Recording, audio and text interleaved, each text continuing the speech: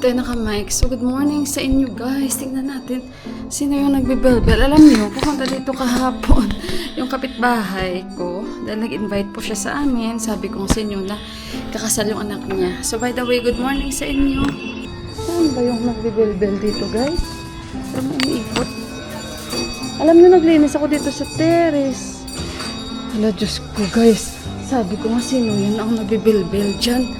Mayroon, buti na lang, hindi ako nakita. Alam niyo yung mga, mongos, bahay-bahay, nagpupunta na naman sila. Alam niyo, bawal yan guys. Hindi yan pwede, kaya pasensya na lang talaga. So, ayun guys. Ay, napawisan tayo. Tingnan niyo, naglalaba ako at the same time. And, ang time dito is nasa 7:30. Medyo late na ako. Si Johan, si Deepak, maaga silang nag-walking. And, ayun, tingnan ko bukas kung may pasok na sila ni Johan. Nalito ako. Kasi may, yan sila, may bakasyon din sila. Tingnan nyo guys, kaya maghihingi na naman yan sila ng pero hindi ako bababa. And, kailangan ko rin maglaba dahil kahapon di ako naglaba. Very gloomy. Pero, tingnan nyo naman yung weather namin since kahapon. Ay, very gloomy din. Kahapon na busy kami. Abang-abang ko sino manalo. Yung tapos sa washing machine. Tingnan nyo, very foggy ang aming panahon.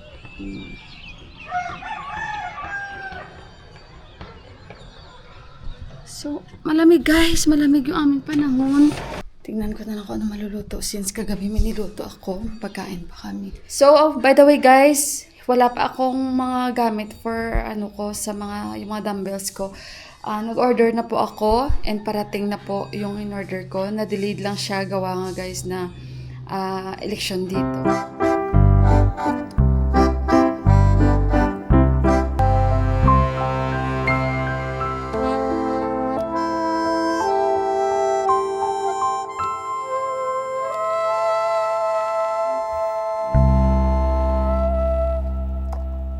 Guys, kakatapos ko lang.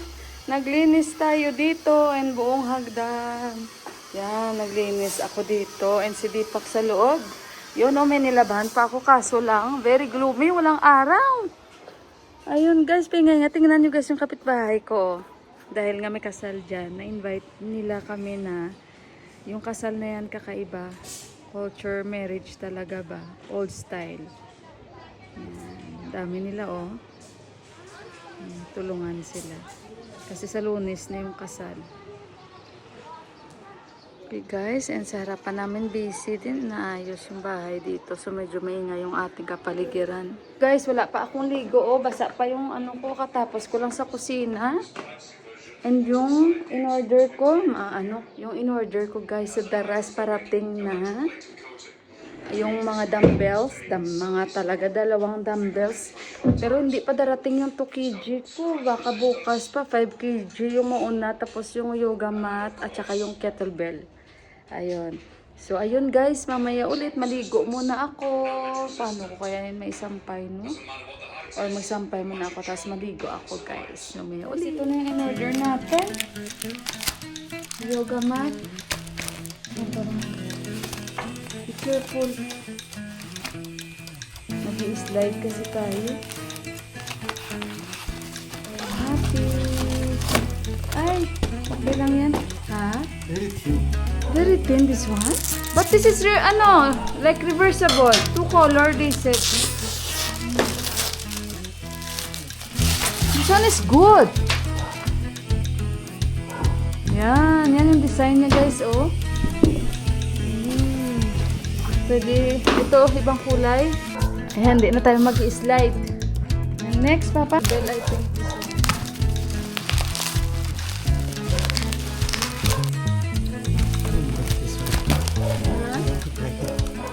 Yeah, because this is for safety.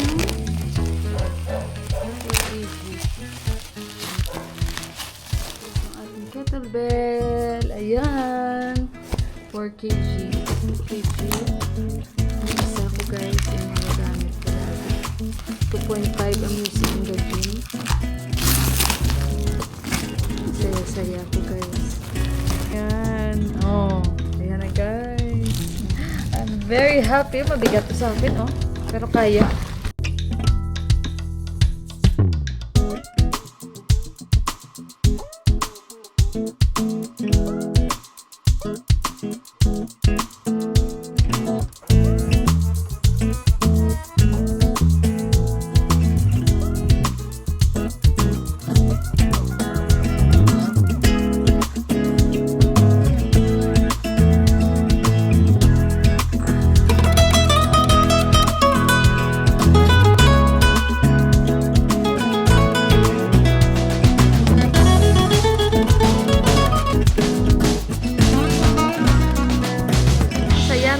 Bahay natin, nagkakabitan sila ng mga lights. At nagsasayawan sila, guys. Malapit na yung wedding. Nakatuwa sila.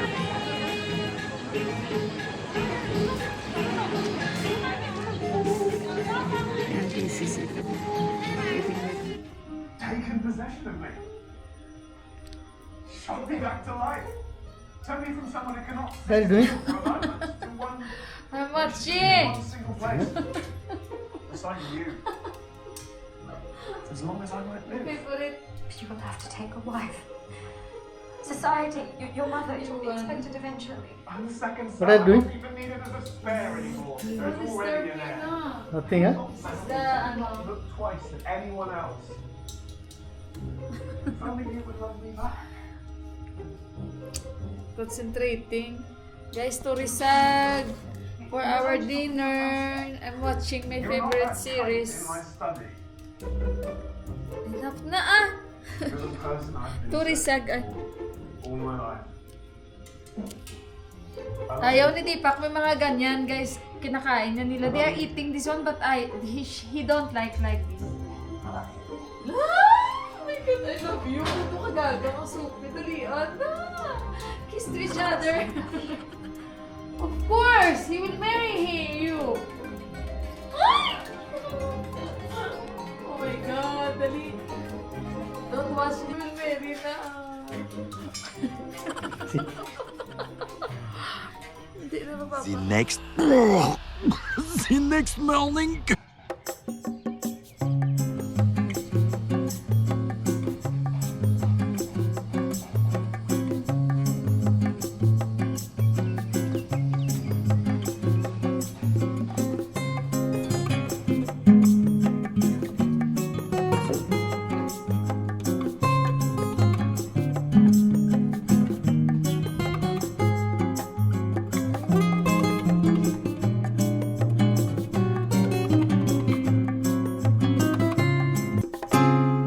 Exercise ako dito, si daddy.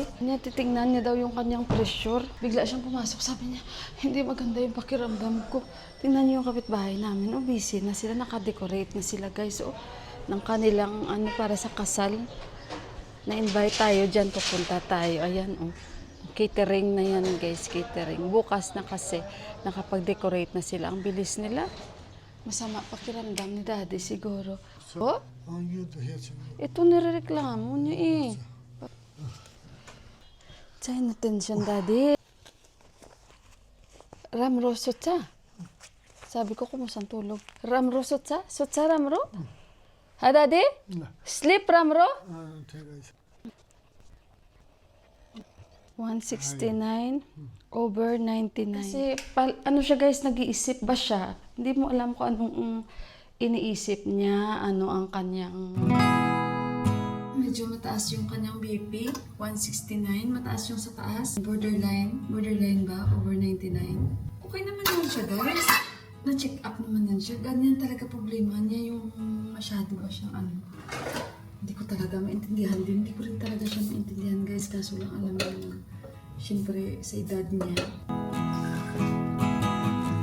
Naawa din naman ako kay Buwa, guys. Kaso lang, hindi natin alam ano ba talaga sa utak niya. Kasi hindi naman natin control yan. Pero nirereklamo niya talaga dito daw, dito.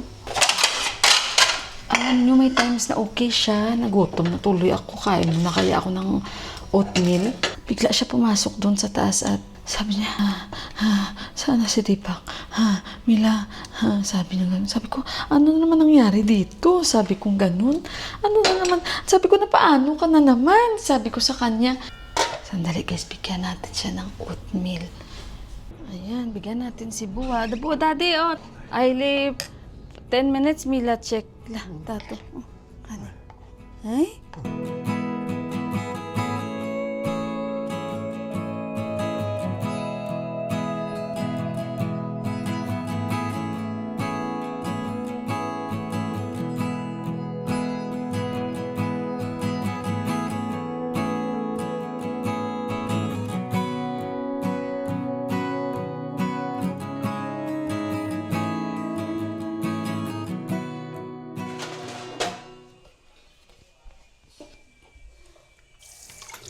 Exercise natin, kain na lang muna tayo.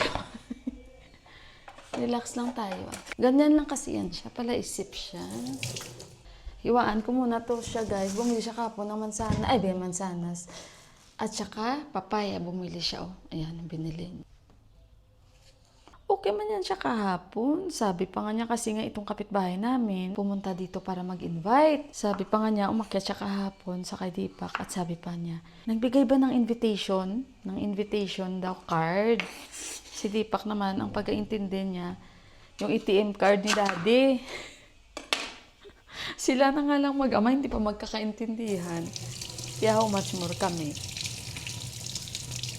Sabi ni Daddy, hindi ang ibig kong sabihin, nagbigay ba ng card itong kapitbahay natin para mag-imbita? Ito minsan, verbal na pag-invite, okay na. Sa kanya, gusto niya may ano talaga, yung invitation card ba? Yun ang ibig niya sabihin. Kasi, hindi yan siya pupunta kung walang invitation card. Kahit sino naman, di ba guys? Kasi maganda din naman sa pakiramdam ng invitation card talaga. Parang welcome ka talaga. Kain na rin ako guys, parang nagutom ako. Guys, ganyan siya. Pag tumawag man siya, bigla siya tatawag dito kay Deepak. Ganyan na ganyan. Para bang mamamatay na siya ba? Tapos pag kinausap mo naman gaganon siya. Ha? Yung parang naging normal siya agad. Adi, oh. Naubos na niya guys. Uubos na niya. Kani, miwa. Okay guys, ito yung weather namin. Sabi daw bukas 55% uulan. Tsaka the next day uulan. Siguro nga kasi mag-change weather na and today is 17 degrees kami.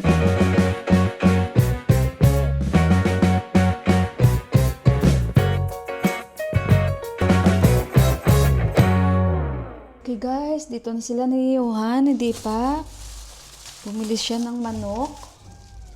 Iputuhan ko daw yung anak niya pero lulutuin ko ito sa air fryer. And si Buwan natutulog. Nakatulog siya. Sinabi ko na kay Deepak guys. Talong.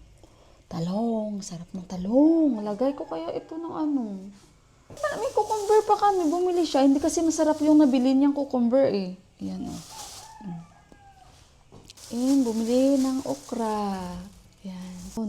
Ito, i-mix ko ito sa okra, patatas, at patula. Meron tayo. So, ito yung aking lulutuin for today.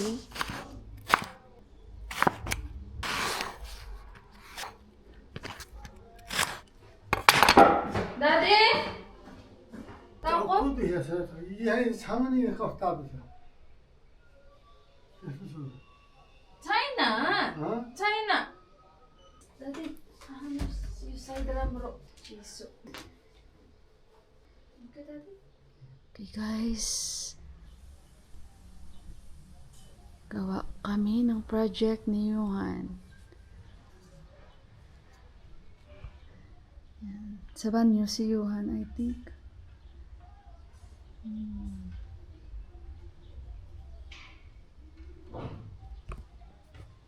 Guys, umulan. Ala, basa na yung mga damit natin. Grabe yung weather namin, oh. Para bang mausok, pero pagi siya, oh. Grabe. 4 o'clock na, guys. Alam nyo ba, nakaidlip ako.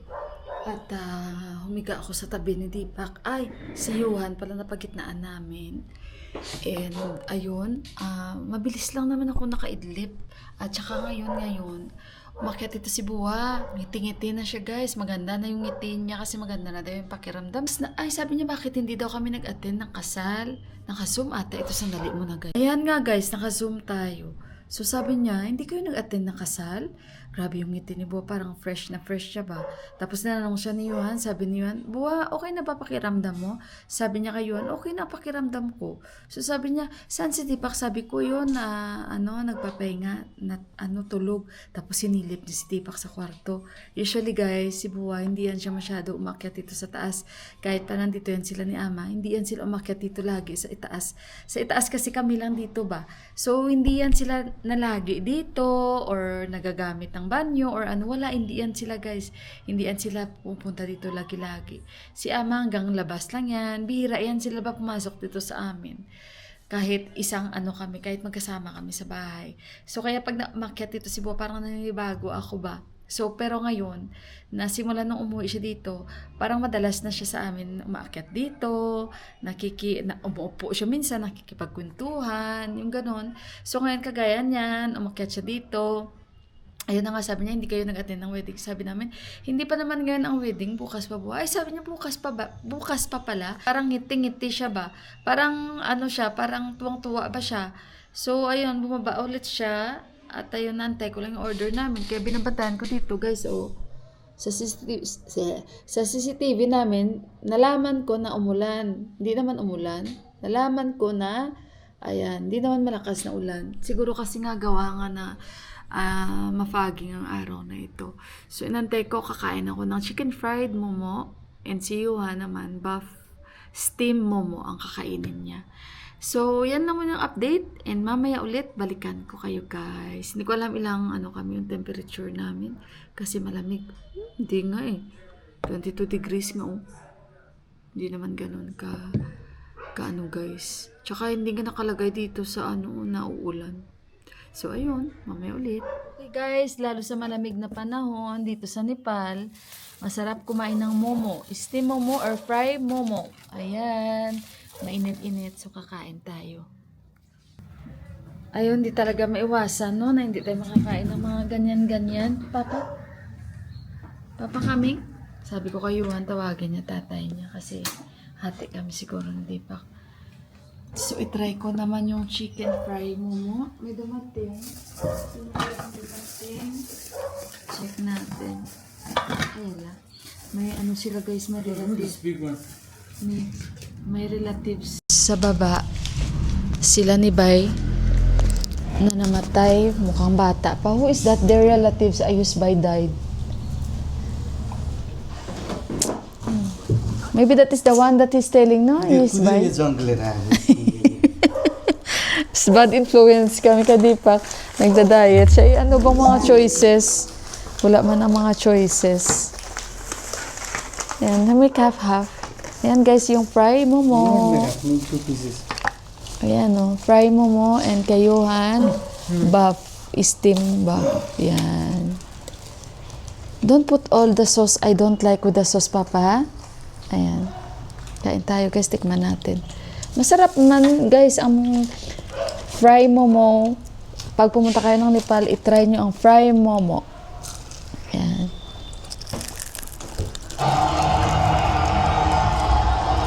Look! Kaya pag kumain kami ng gawin ko, nagre-remind si Tipak, mainit mainit. Maging aware. Namatay sa... Siguro yan yung sinasabi na nung last yung pinsan nila na may C. At saka stage 4 na daw.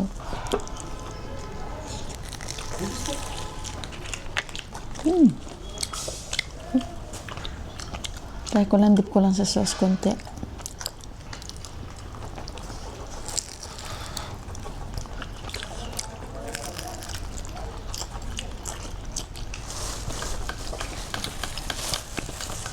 Babe, don't put all the sauce. I don't like. Ayoko kasi may sauce. So, Deepak yan, kakain na may sauce. Oh, that's yours.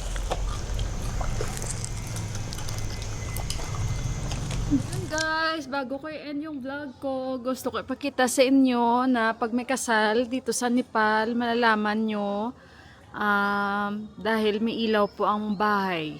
Ganyan. Parang Muslim sila. Sa Muslim ganyan guys, 'di ba? Kung hindi ako nagkakamali.